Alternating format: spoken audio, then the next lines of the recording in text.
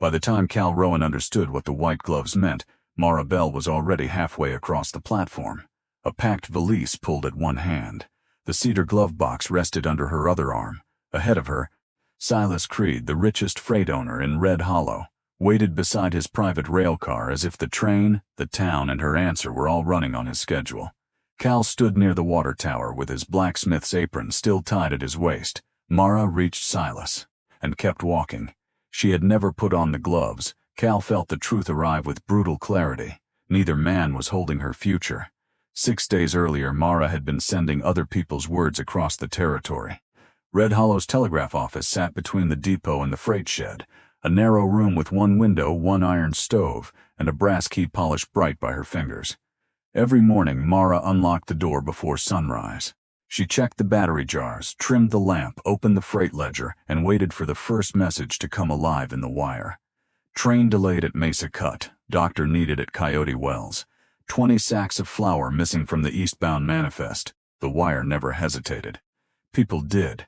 Men who could bargain over cattle without blinking often lowered their voices when Mara looked directly at them. Women who trusted her with telegrams about births, debts, and deaths still called her that Bell woman when they thought she could not hear. At 32, unmarried and earning her own keep, Mara had become a question the town believed it had already answered. Useful, respectable enough, and somehow unfinished. She never corrected them. She had learned that silence could be either surrender or control. Most people could not tell the difference. Cal Rowan came in just after 8 with a broken wagon pin wrapped in a rag. "The stage line needs this replaced before noon," he said. Mara glanced at the iron. "The stage line needs to stop pretending old metal becomes young because someone paints it." Cal's mouth tilted. "That your professional telegraph opinion?" "It's my professional opinion on men who ignore warnings." He leaned one shoulder against the counter. Cal was 35, broad through the chest, dark hair burned copper at the edges by the forge, hands marked by heat and work. He had repaired nearly every hinge, wheel, stove plate, and stubborn lock in Red Hollow. He had also spent 4 years finding reasons to stand in Mara's office and none to stay. She wrote a work order and slid it toward him. His fingers touched the paper. Hers did not. "The noon freight carries the replacement bolts," she said. "I'll flag the crate." "I knew you would." That was how Cal spoke to her, as if her competence were a fact, as if the rest of her were weather, always present, never discussed. He folded the order and tucked it into his shirt pocket. "You coming by the forge later? For what?" He looked toward the stove. "That hinge still drags. It has dragged since February. Then it's overdue." Mara studied him for half a second after closing. Cal nodded, satisfied by something he had not earned. Then he left. The door shut behind him, and the room filled again with the quick metallic language of distant people saying what mattered. Mara listened to the wire. She did not listen for his footsteps coming back. Not anymore. By late morning, a black carriage rolled in from the north road. It stopped beside the freight shed without a shout, a whip crack, or a cloud of unnecessary dust. That alone made people look. Silas Creed stepped down wearing a charcoal coat cut too well for Red Hollow. He owned 6 freight wagons, 2 cattle stations, half the storage buildings near the tracks, and enough water rights to make thirsty men polite. He entered the telegraph office carrying no parcel. Mara finished copying a message before she looked up. "Mr. Creed, Miss Bell." He removed his hat. Silas was not handsome in the easy way Cal was. His face was narrow, his beard trimmed close, his eyes steady and evaluating. He set a freight manifest on the counter. "Your figures caught a false weight charge on my copper shipment. The scale report caught it. I read the scale report. 3 clerks read it before you. Then 3 clerks should read slower." A faint smile touched his face. "How much did the correction save me?" $246. That was more money than Mara earned in 4 months. Silas did not flinch at the number. He watched her close the ledger. "Would you take supper at the hotel tonight?" "No." The answer came cleanly. He seemed more interested than offended. "Tomorrow, then. I don't take supper with men who arrive with business papers and pretend they came hungry." This time the smile stayed. "Fair enough." He gathered the manifest. At the door he paused. "I did come for business, Miss Bell, just not the kind you think." Then he left. Mara looked down at the message strip still curling from the sounder. For the first time that morning she had missed 3 letters. That night Cal repaired the hinge. Mara held the lamp while he removed the bent pin. The office was closed. The station outside had gone quiet except for wind brushing grit along the platform. Cal worked with his head lowered. Creed was here, he said. Mara kept the lamp steady. So were 12 other men. Creed doesn't ride in for a telegraph blank. He came about a freight charge. Cal tightened the screw too hard, then eased it back. He asked you to supper? Mara watched the muscles in his hand shift around the tool. He did, Cal nodded. Good hotel. The lamp flame moved between them. That all you have to say? He looked up. For one dangerous second it seemed he understood the question beneath the question. Then he glanced at the hinge. Should hold now. Mara set the lamp on the counter until February, longer than that. He packed his tools. Neither of them mentioned supper again. When Cal left, Mara tested the door. The hinge opened smoothly, no resistance, no sound. She hated it. The next afternoon, Silas returned. This time he carried a narrow cedar box. He placed it on the counter and opened the lid. Inside lay a pair of white kid gloves and a one-way rail ticket to Juniper Crossing, dated for Sunday. Mara did not touch either one. What is this? A plain offer. Silas spoke without embarrassment. I am expanding the freight route west. Juniper Crossing will become a rail town within a year. I have purchased the depot warehouses, the north lots, and the house above the river wash. You expect me to admire your inventory? I expect you to understand it. He rested both hands on the head of his cane. I need a wife who can run accounts, read contracts, and see theft before it becomes custom. You need a place where your judgment carries more weight than gossip. Mara's face stayed still. Silas continued. The ticket is for Sunday. The gloves are for the ceremony in Santa Fe. There it was, not romance, not even a performance of romance. A proposition arranged like columns in a ledger. House, position, protection, name. In return, her mind, her labor, and the public use of her hand. You have mistaken accuracy for obedience, Mara said. No, I have watched obedient people lose me money. A train whistle sounded far east. Silas leaned closer, not threatening, not pleading. Red Hollow will use you until your eyes fail, then replace you with a boy who writes slower and smiles more. I am offering you authority before this town decides you have aged out of deserving it. The cruelty of the sentence was that it was not entirely cruel. Mara looked at the ticket. Juniper Crossing. She had applied for the Stationmaster position there 3 months earlier and received no answer. Silas could not know that, could he? You have 6 days, he said. The train leaves at noon Sunday. He closed the box but left it on the counter. At the door he added, Do not answer for the town, answer for yourself. Then he was gone. By sunset, Red Hollow had answered for her. The hotel cook sent a pie. Mrs. Weller from the Mercantile brought lace she claimed she no longer needed. A man who had ignored Mara for 7 years tipped his hat and called her Mrs. Creed as a joke. No one laughed when she looked at him. Cal came in at closing. He saw the cedar box, he saw the ticket, he saw the white gloves. His face changed so slightly another person might have missed it. Mara did not. Sunday, he said. That's what the ticket says. Cal stared at the destination. Juniper Crossing is growing. So everyone keeps telling me. Creed has money there. He has money everywhere. Cal nodded once. Then he picked up the stove poker, though nothing was wrong with it. Mara waited. He turned it in his hand. Could be a good life. Something inside her went quiet, not broken. Quiet, yes, she said. It could. Cal set the poker down. He looked as though he wanted to say more. He had looked that way for years. Good night, Mara. Good night, Cal. The door closed without a creak. The repaired hinge had made sure of it. On Thursday, Mara received a coded message from the Territorial Rail Office. Juniper Station appointment. Report Monday. Housing minimal. Salary 58 movely. Sip by Sunday noon. Mara read it twice, then a third time.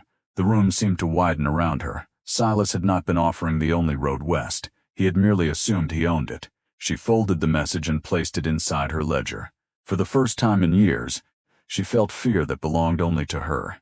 No husband waiting, no house prepared, no promise that the new station would be more than a platform, a water tank and a wind-beaten office at the edge of nowhere. But the appointment carried her name, not his, hers. That evening she packed 1 dress, 2 work shirts, 3 ledgers, her mother's brass thimble, and the small iron key Cal had made when the telegraph lock failed during a winter storm. She held the key in her palm. He had forged it from a broken horseshoe at 2 in the morning. He had stayed until dawn. He had said nothing then either. Mara put the key in the valise. On Friday, a dust storm rolled over Red Hollow. The sky turned brown before noon. Wind drove grit under doors and through cracks. Trains slowed to a crawl. Cal stood in his forge, striking hot iron harder than the work required. Ben Tully, the 12-year-old message runner, ducked inside with his cap pulled low. Miss Bell says the east shutters need a new latch. Cal dropped the hammer into the sand bucket. I fixed those last spring. Wind tore one loose. Cal reached for his tool roll. Ben did not move. What? The boy looked toward the open forge door. She is leaving alone. Cal stopped. Ben swallowed. I heard the message. Juniper made her stationmaster. Mr. Creed ain't the reason she's going. The forge fire snapped.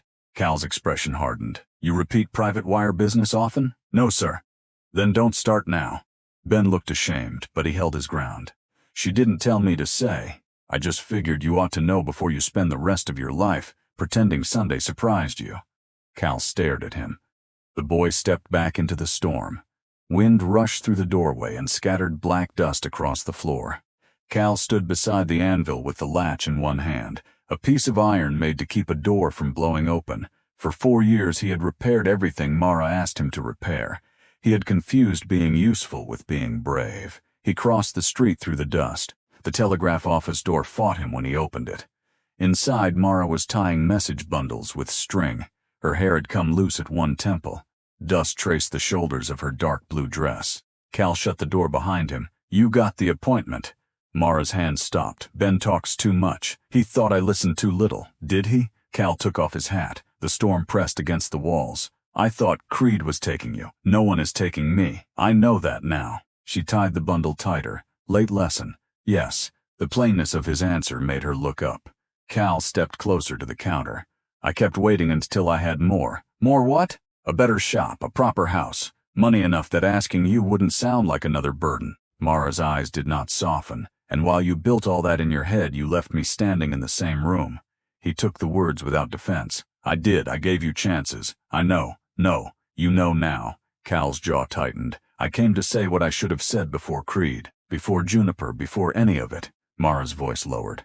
Then say it without asking me to make your delay romantic.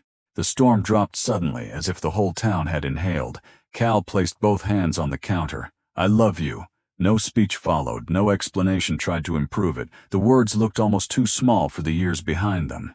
Mara stared at him. The telegraph sounder clicked once on its own as the line shifted in the wind. Cal continued. I love the way you read a room before anyone else knows there's danger in it. I love that you can make a thief apologize with one question. I love that you keep coffee for the night cruise and pretend it's because the pot was already on. Mara's throat moved. He did not stop. I love that you never asked to be rescued, and I hate that I used that as an excuse not to offer you anything. She looked away. Outside, a loose sign slammed against the depot wall. You are offering now because I am leaving. Yes, the honesty hurt more than denial would have. Cal's voice roughened. Fear finally made me tell the truth. That doesn't make the truth false. Mara turned back to him. What do you expect me to do with it? Nothing today. He picked up his hat. I don't want you to stay because I finally got scared. Take the station, go west, choose the life with your name on it. The room held still. Then Cal added, but if there is a place in that life for me, I will come. Not ahead of you, not to manage you, beside you. Mara searched his face for the easy promise. There wasn't one. Only a man who had arrived late and knew lateness did not create entitlement. She touched the edge of the counter. Juniper has no proper forge. I've worked under worse roofs. There may not be enough business. I can shoe railroad mules, repair pumps, mend track tools. You would leave your shop. I would leave a building. He stepped toward the door. I won't ask for your answer while the storm is trapping you in this room with me. Then he went back into the dust. Mara watched through the window until he disappeared. The telegraph key began to chatter. A message from Albuquerque, then one from the division office, then another from a mother in Kansas asking whether her son's train had arrived. Mara sat down. All night, she sent other people's words exactly where they needed to go. Her own stayed unwritten. Saturday passed in practical tasks. Mara trained Mr. Weller's nephew on the ledger. She labeled the battery jars. She stacked blank forms by size. She wrote instructions for winter line failures, sand in the relay, and the west switch that stuck when temperatures dropped. At noon, Silas entered. His eyes moved over the cleared shelves. You have decided. I have. He saw the official appointment folded beside the cedar box. A flicker of surprise crossed his face. Juniper hired you. They did. Silas read the answer in her expression before she gave it. You plan to refuse me. I plan to refuse the part where my future requires becoming part of your property. He took a slow breath. I offered you partnership. You offered me authority under your name. Names open doors, so do keys. Mara placed Cal's small iron key on the counter. Silas studied it. Then her. Does the blacksmith know you are leaving? He knows. And is he going with you? I haven't decided. For the first time, Silas looked genuinely uncertain.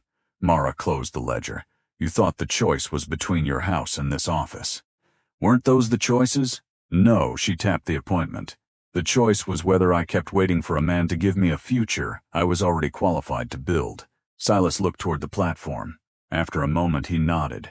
That is a better answer than yes. He left the gloves and ticket. The private car is attached to tomorrow's noon train. Use it or don't. But the rail is rough past Mesa Cut. The gloves may be foolish. The seat is not.